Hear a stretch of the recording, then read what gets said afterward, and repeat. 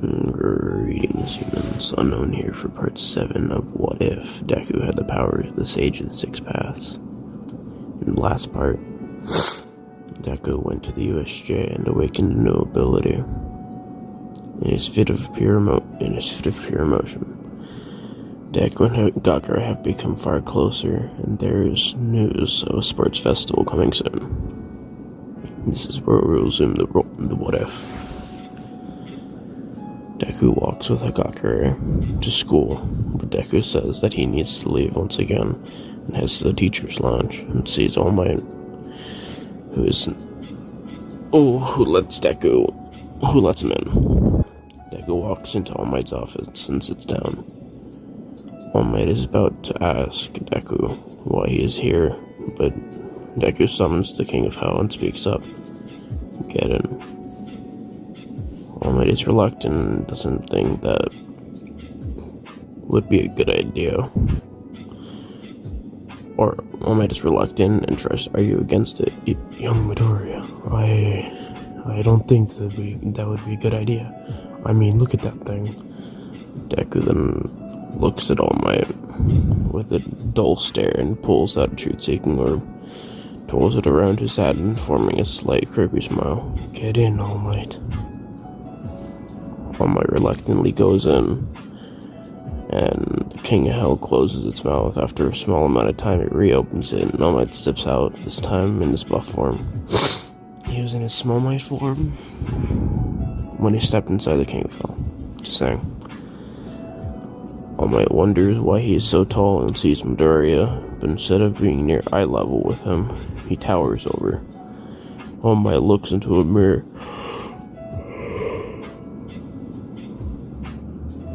I apologize, I'm tired. It's 6:26.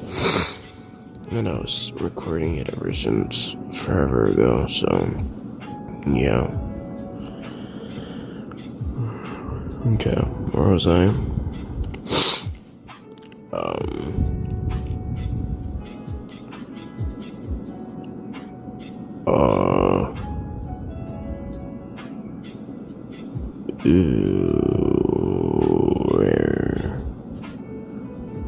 Where was I? Oh, okay. Looks into a mirror nearby and looks at himself and realizes that he can breathe easily, and also feels one for all freely flowing through him, or what remains of it anyway.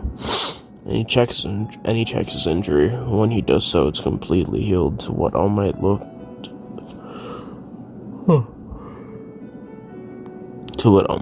like before the incident. All Might remains staring at this until Deku taps him. All Might, are you doing alright? All Might turns around, still wondering and slightly shocked. Still wearing a slightly shocked look, but then he switches to a large smile. Thank you, young Midoriya. I feel as good as new. Deku nods and begins walking to his classes. All Might wants to stop him, but notices that he is already late for class and decides against it. Deku teleports to his seat, and Aizawa walks through the door. He addresses the class and teachers. He addresses the class and teaches them like normal, but when the class ends, Deku and Gakura go to walk out of the class along with the rest of the students, but are stopped by a large group of people standing at the door of Class 1A. Annoyed, Deku looks at them and tells them to move. They want to leave, but when Deku says this, a kid from the back walks forward and begins talking. You one-A scum think you're better than everyone. Deku looks up at this kid and responds, well, that's just not true at all. Some of us might have some egotistical problems. As he says this, he looks towards Bakugo, to which Bakugo expresses some anger at this statement. Deku continues speaking. But other than these instances, most of us don't think we're better. We're just trying to do our best to become heroes the public can look up to. The only difference between the classes are the numbers and letters. Everyone here is trying to be a help to society or change it for the better in one way, shape, or form. Simple as that. The words. The crowd outside of the class are stunned by Deku's words, but the kid in the front speaks up again. That's easy for you to say. You were born with a powerful quirk. You don't know what the rest of us feel. We are pushed away from people who are born stronger. We're pushed away from people who are born stronger than some of us. For some of us, they even cast us away and call us villains. Deku looks at this kid with some slight form of interest. Yes, I may have been born with a powerful quirk, but it doesn't matter if my quirk is powerful or not. It matters how you use it. And even if you don't have even if you don't have a quirk, as long as you try, you can have the makings of a good hero. But I do see your point. The whole class sorting system isn't suited to people with quirks like you are there.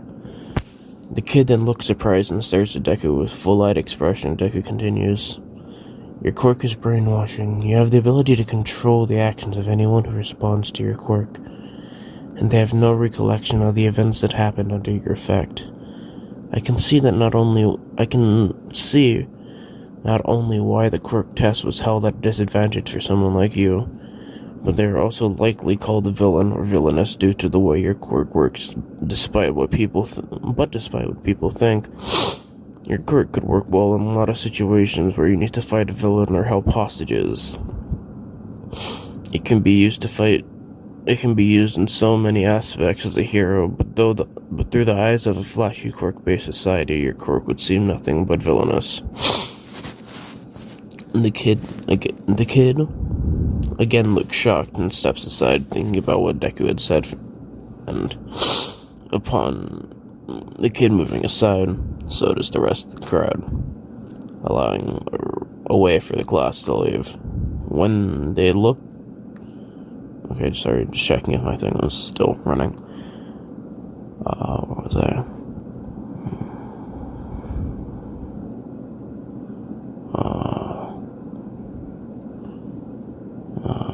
They leave...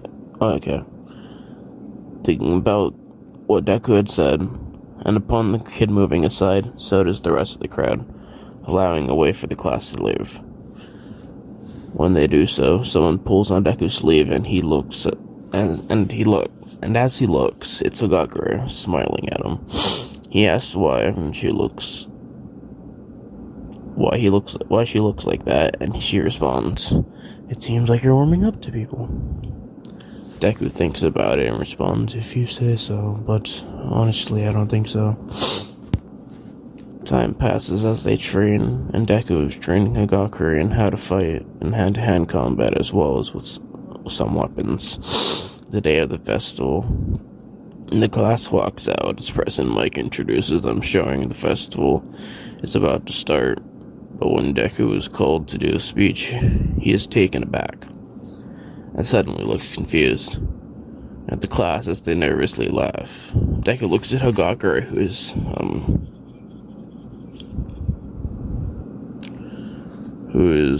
bearing the same nervous laugh, and asks, "I'm the class representative and none of you warned me about this.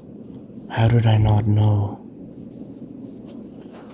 Deku sighs and walks over to the mic and begins talking.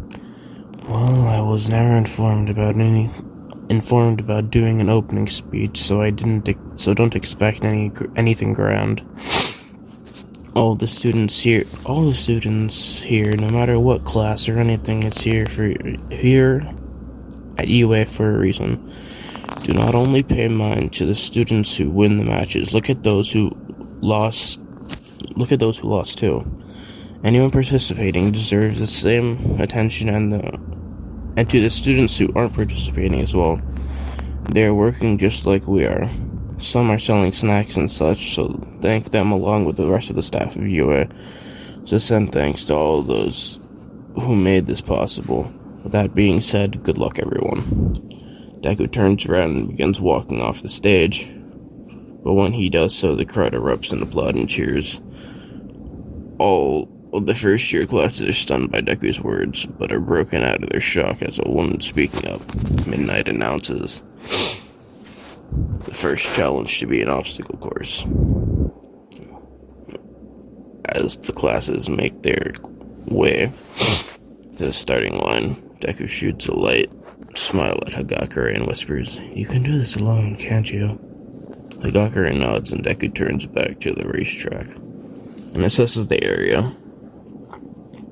He determines that the archway is too small, and when the signal to go begins, Deku jets up to the top of the stadium, bypassing the archway, and flies back down.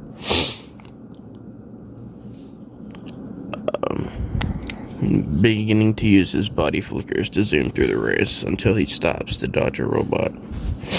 Mike then speaks up. "It looks like one of the contestants has already gotten to the robot portion. These are the robots the preliminary students needed to face." When Mike finishes this, Deku speeds past them, moving on through the course, but he feels something and looks back to see.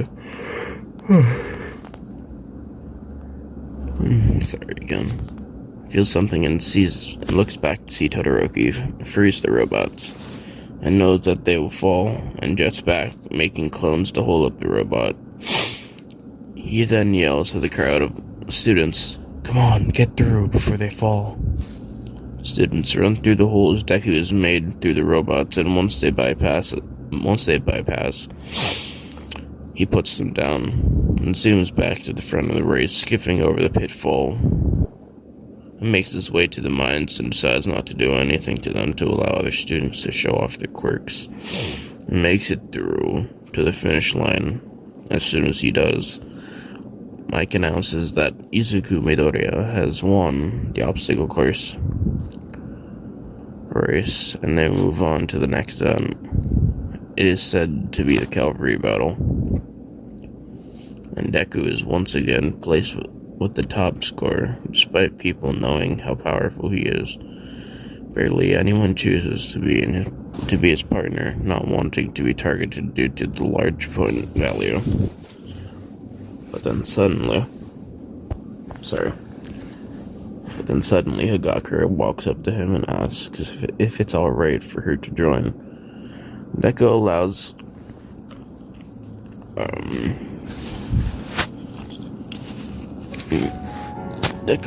and they walk around together to find more team members. Until Uraraka runs up to them and asks to join. Deku agrees, but Hagakure is a bit uneasy. But her feelings of uneasiness skyrocket when not only Uraraka wishes to join, but not only Uraraka wishes to join, but a support course student named Mei Hatsume wishes to join as well. Deku agrees to have them as teammates, and he begins to formulate a plan.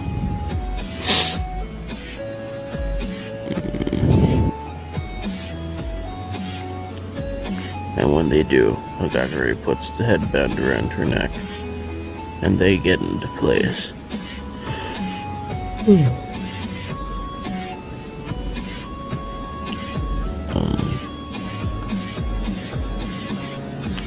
When they get into place, Deku and his team prepare themselves as midnight starts the event. Deku makes clones of his team, and they all begin running around, causing all the teams to go and run after the clones, trying to get the points. But when they do, the clones just poof. Deku's clones are still running around, and people give up going after the other participants, while some still chase after Deku's clones.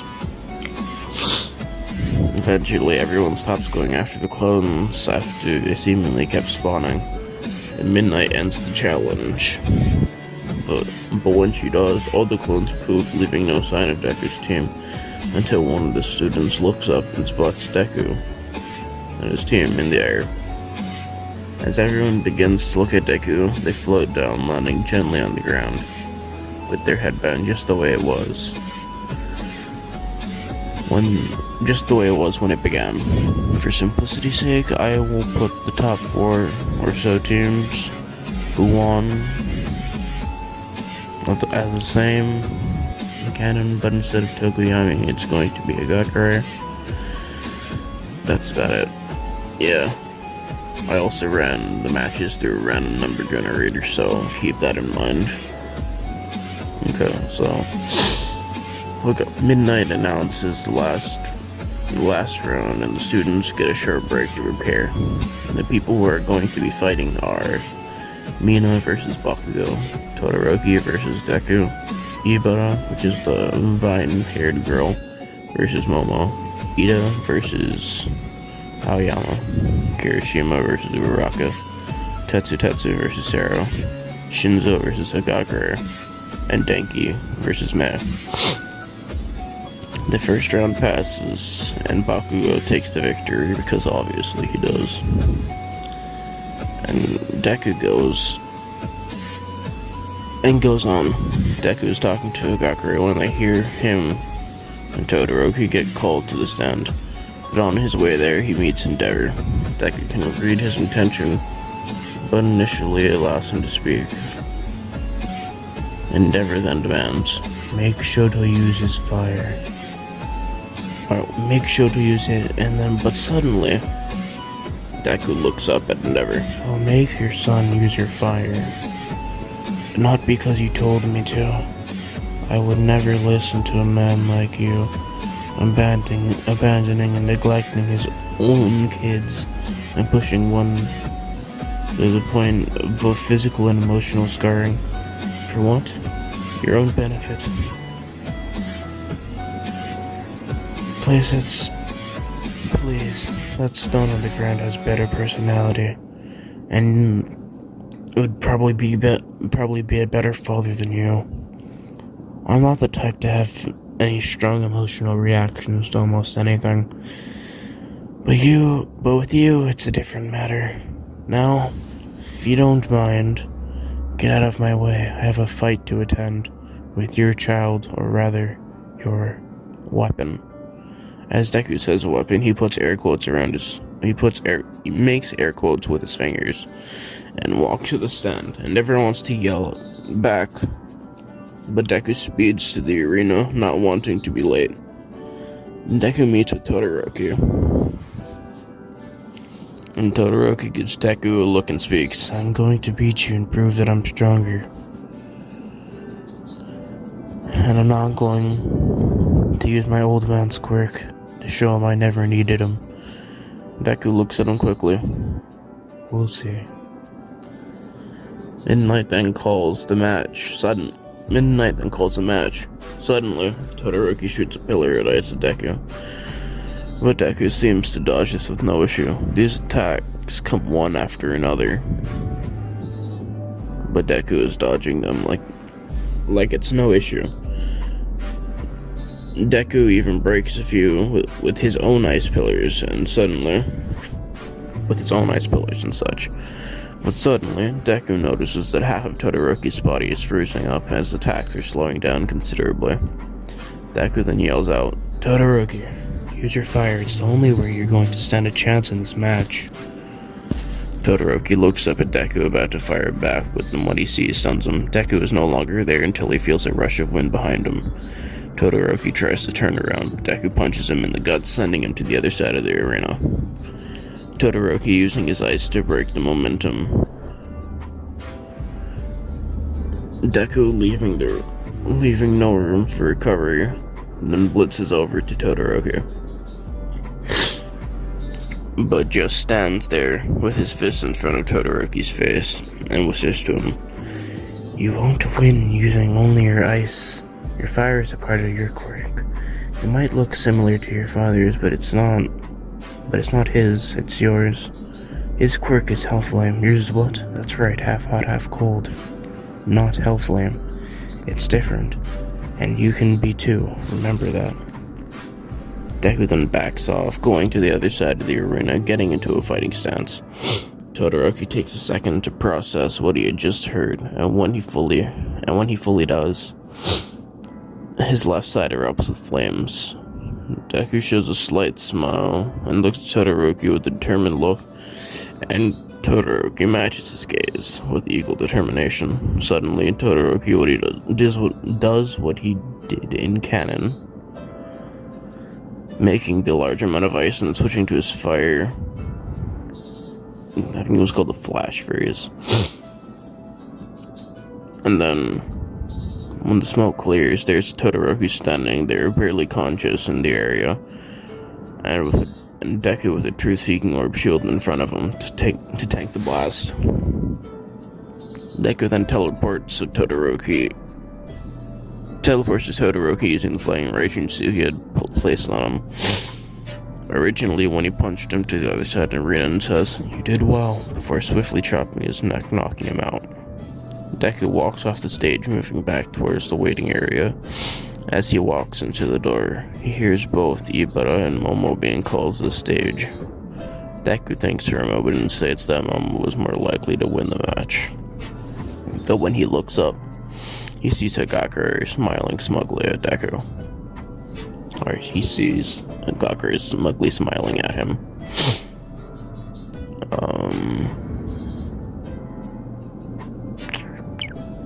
Where was I? Okay. When he asks why Hagakure looks at him like that, looks at him still with the why she looks like that at him, still with the same smuggish smile. Hagakure responds, "Nothing, but you look like you're being more friendly, or it looks like you're willing to be more friendly." Deku looks at her, perplexed, and thinks about this before responding, "I don't think you could call that friendly. I only said Momo would be more likely to win the match." Hagakure then stares at Deku with a dull look before speaking again. "For such a smart guy, you really are a dummy. I don't understand. I didn't mean the match. I didn't mean that. I mean the match with Todoroki. You got him to use his fire, and he was happy-ish. And I saw a slight smile on your face when he used his fire." Deku looks at her and responds, "Well, I suppose, but all I did was make him use his fire, and I was glad I had accomplished what I had set out to do." Hagakure is still smiling smugly, and Deku is about to further explain his reasoning when President Mike announces that Momo has won the match. Deku looks at the screen, with a knowing look, as Mike mentions the next match being Ida versus Aoyama. Deku sits down in the waiting room as Hagakure sits down next to him. As they watch the match, Deku nods and watches as he sees the fight. Hagakure observes as well and claims that Ida is going to win, and looks at Deku as he nods. Once Ida... Wow, I'm going way too quickly through this. Okay. Once Ida wins, the next match is announced, being Kirishima against Uraraka. Deku states that this match is going to go... that is up in the air for who is going to win.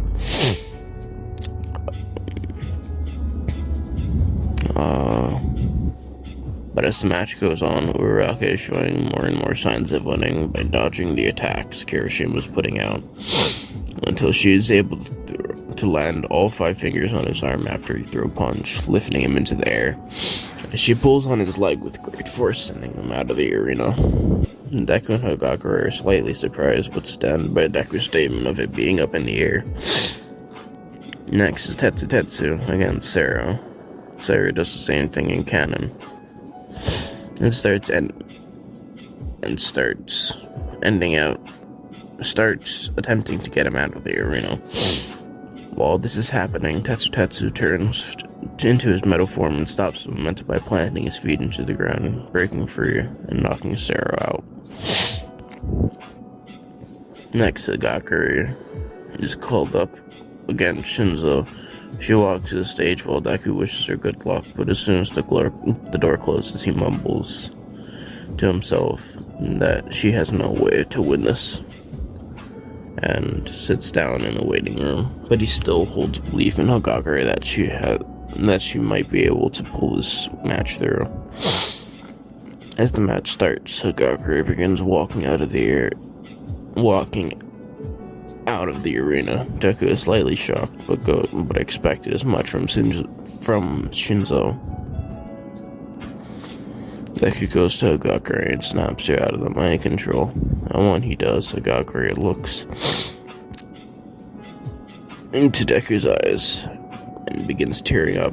Falls. I'm gonna sneeze. And falls onto Deku crying. I wasn't even able to do anything. The match was over before I even got to do anything. Deku pulls her into a hug. It's alright. It was just unlucky you got hit with his brainwashing. You did well regardless. It doesn't matter what other people may say or think. I know you did well. It made me proud, Toro. Hagakure looks up with tears in her eyes. Do you really mean that? Are you really proud of me? Deku brings her into a tighter hug and kisses her on her forehead. Of course I'm proud of you. You did well and I'm happy of the progress you made so far. So cheer up. Don't worry too much, though I'll take my revenge for you. Hagakure wipes her tears and shows a slight smile. Thanks, Izu. I don't know what I would do without you. I don't know what I would have done without you. They smile and hold the hug for a bit longer before heading out to the stadium to watch the next match between Kaminari and Mei. They sit back and watch as Kaminari shoots off a large discharge of electricity.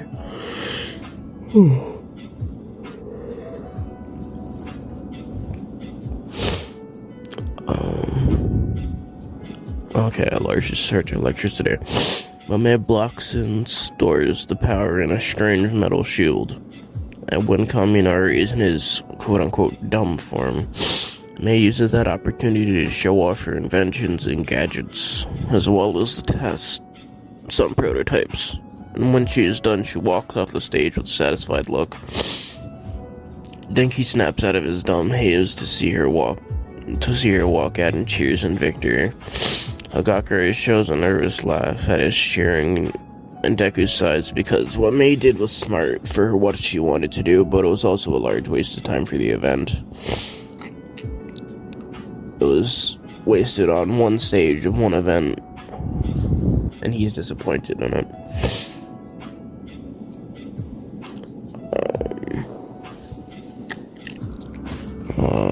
Okay, where was I? Right there, okay. But also a large amount of time was wasted on it. The next match starts immediately, and Deku walks down as Hagakure wishes him good luck. Sorry, the video cut. Okay. Deku walks down as Hagakure wishes him good luck. The match starts, and Bakugo begins to scan the area, knowing Deku is stronger than him, and tries to formulate a plot against him, but Deku takes a few steps forward to get into a fighting stance, his eyes following Bakugo before launching at him with a brutal assault, almost knocking him out before backing off to let Bakugo regain his composure. And Bakugo is beaten, but not out.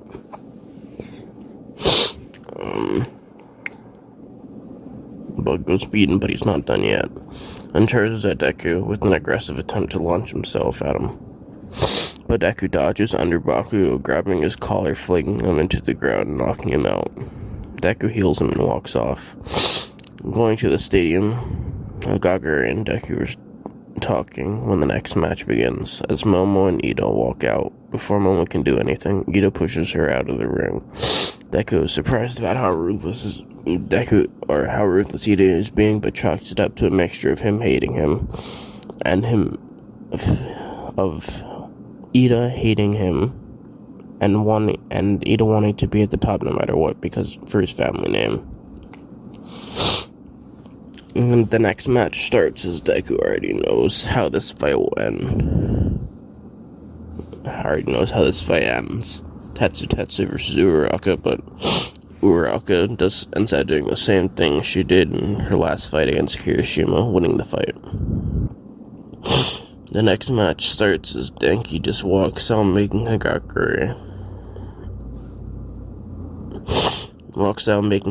Shrink back a little bit before Deku grabs her hand softly, calming her down. The next match begins, and Deku and Ida meet in the arena. Ida then lunges at Deku with determination in his eyes, but Deku sidesteps him, causing Ida to turn around. But when he does, Deku punches Ida in the face, sending him out of the arena. He goes back up.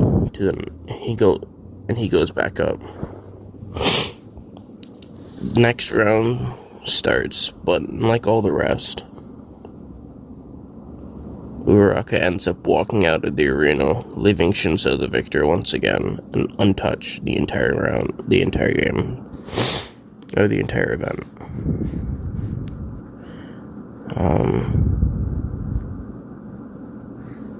Where was I? Okay. The final round is about to start when Hagakure holds on to Deku's hand for a little and tells him to win for all those who lost. In our class, Deku nods and the stadium is split on who the winner will be. But when midnight starts the match, before Shinzo can talk, Deku makes dozens of clones who in unison wave hand seals until stopping as they all yell, "Water release, raging waves." To which they all spit out pressurized blasts of water, covering the platform in water and puddles. Shinzo is confused and goes back to his plan of talking to Deku. He does so and begins speaking. What did you do, huh? Is that the best one I can do? Deku shows no response as he slowly begins walking to Shinzo. Now irritated, he begins speaking louder. It must have been easy, right? Not knowing how it is to be weak, to be called a villain, or tossed to the side like you don't matter. Deku knows this feeling, but doesn't make any facial alterations, and continues walking slowly towards Shinzo. Now panicked and desperate, Shinzo begins yelling, "That invisible girl you're with, I might just take a chance at her. If she's with you, I'm sure she would take anyone else. I wouldn't be surprised if she already is. I wouldn't be surprised if she's been with everyone in and around your class." Upon hearing this, the entire stadium begins thinking that Shinzo had pushed it way too far. And everyone in the stadium believed that, but one person. Everyone in the stadium was not completely sure about that, but one person who had known for sure was Shinzo. When he looked back at Deku, but instead of seeing the calm and composed kid walking up to him, he saw eyes full of rage, until Deku yelled, "Insult me all you like, do whatever you want to me, but don't you dare talk about her like that." But as soon as this rage happened, it's gone, and Deku had fallen victim to Shinzo's mind control. When Shinzo wipes sweat off his brows, he tells Deku to walk out of the arena. He does so, but on his way, Deku meets his eyes with a puddle, seeing its reflection, and uses his quick cancel ability to undo the mind control, but continues walking to the edge until he is a foot away from walking out. Immediately, Deku disappears, but Shinzo, knowing what this is, turns around to block the attack. But Deku still sends him flying. Shinzo is able to catch himself enough not to fall out of the arena. But Deku then flies to a kunai he had just summoned at Shinzo. Shinzo is able to dodge one, but the other one lands in front of his feet. Suddenly, Deku disappears again, and Shinzo turns around thinking it's the same attack. But Deku teleports to the kunai he had originally thrown on the floor, punching punching Shinzo into the air. Deku then teleports to the other kunai that he had grabbed. He grabs Shinzo's shirt and flies him into the stadium while making a sizable crack. Then walks down to Shinzo after the match ends and speaks into his nearly unconscious body. If you ever talk to her like that, if you ever talk like that to or about her again, I'll kill you. Shinzo then passes out. Deku wins the tournament. On the podium, Deku is standing at the top one spot with Bakugo in third and Shinzo in second. Deku looks up at Hagakure and they smile at each other. All Might does the exit speech, and Deku walks with Hagakure back to the festival area, and when he does, he hears Ida talking on the phone with a lack of both unseating rage and sadness, and decides to listen and telling Hagakure that he'll catch up with her later. Deku then hears all about the Ingenium being paralyzed and severely wounded by someone named Stain. Deku walks away before Ida can notice him, and teleports back to Hagakure. The pair and the rest of the students spend the rest of the day at the festival, and when they return back to school, Deku sees Ida, and those feelings of sadness and rage he had once wore had twisted and shifted himself into eyes of revenge, but decides against speaking to him about it. Aizawa then passes out papers. Okay, and when a student asks what these are for, Aizawa speaks up. These are the hero agencies you can sign up for when you're doing the internships. Deku looks at his paper interested and sees a large list of names. Even some heroes out of state are looking for him interning. But when Deku looks at Hagakure's paper, he sees a name. He sees a single name. Endeavor's Agency. Deku looks happily at Hagakure, but is secretly feeling a large sum of hate towards Endeavor. That's all I'm going to be doing for this part. I hope that you have enjoyed it. But I do apologize for the late upload. I'm extremely busy, so I don't have much time to do all of this, but I managed to get a video out as soon as I could. Thank you for all the support.